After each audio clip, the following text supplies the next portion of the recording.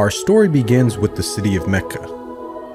It is said that when Adam and Eve were first expelled from paradise, the two were separated, with Eve having landed near the city of Mecca and Adam having landed somewhere in the Far East. After many years of searching for one another, Adam finally managed to make his way down through the Arabian Peninsula to Mecca, and it was at the top of Mount Arafat, just outside the city of Mecca, where the two were finally reunited. Mecca is also significant because it is considered the first place on earth that God Almighty was worshipped alone. And so, it was at that very spot that Abraham and his son Ishmael built the first house of worship for God.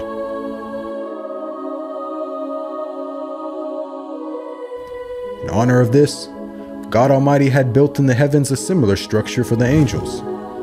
And it is said that every day, 70,000 angels come to that building to perform their prayers and then leave, intending never to return again.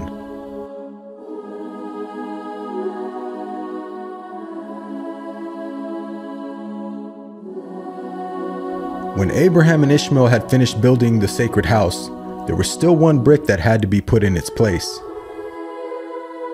And so, Abraham sent his son Ishmael off to find a unique stone that he could put there. But God Almighty destined that the final stone that was to be laid would not be from the material of this world, but instead a stone directly from the heart of paradise. The angel Gabriel then brought the stone down to Abraham, who proceeded to put it in its proper place. It is said that when the stone first came down, it was a pure white color.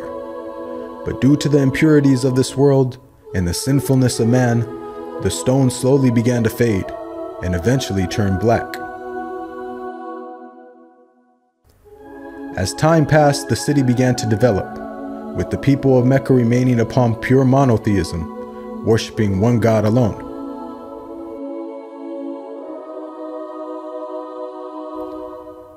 This despite the fact that their neighbors in Egypt, Mesopotamia, and the Levant had been practicing paganism for centuries. But this was all to change when a merchant by the name of Amr ibn Luhay had decided to conduct his business outside of Mecca. Amr then proceeded to journey northwards until he reached the lands of Levant.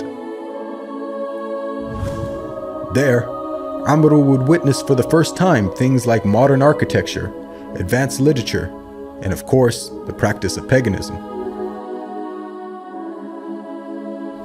Amr was so impressed by all that he had seen that before leaving, he asked if he could take one of the idols back home with him.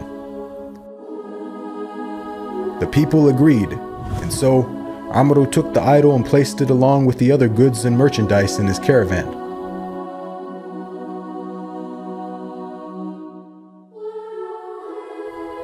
He then set out southwards, back towards the city of Mecca.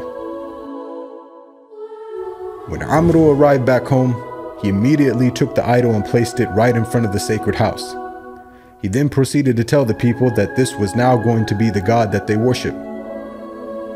Sadly, this concept faced little, if no resistance. And as time passed, the people began to worship more and more different idols, until it is said by the end of the 6th century, there were over 360 different idols surrounding the sacred house in Mecca.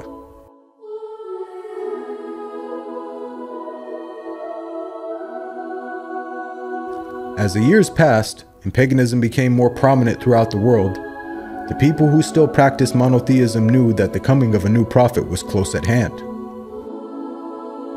And so, either through deductive reasoning or through interpretation of their holy text, many had concluded that the Arabian Peninsula was the most probable place God would send his new prophet. For at the time, the Roman Empire and the Persian Empire had extremely repressive governments and were hostile towards any type of rebellion, be it ideologically or politically. While the Arabian Peninsula, on the other hand, though also deeply mired in paganism, was a land ruled by tribal law and never had a real central government. As time went by, It appears that more and more people began to move down to the Arabian Peninsula to await the coming of the next prophet.